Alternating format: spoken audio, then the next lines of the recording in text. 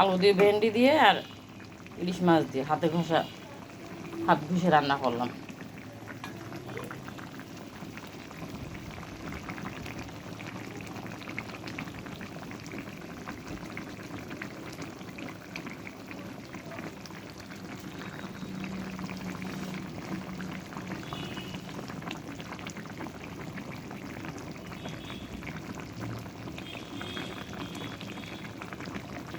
ইলিশ মাছের মধ্যে রসুন আর জিরা এই দুটো দিবেন না, টেস্ট দেখবেন অনেক হবে। রসুন জিরা দিয়ে অনেকে রান্না করে না, রসুন দেয়, জিরা দেয়, প্রত্যেকটা মশলা দেয়, ইলিশ মাছের মধ্যে ভালো লাগে না।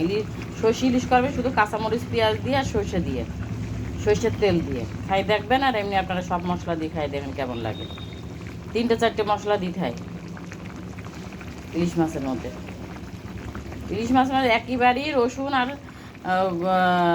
জিরা দেওয়াই যাবে না, সম্পূর্ণ টেস্টও নষ্ট হয়ে যাবে ইলিশ মাছের।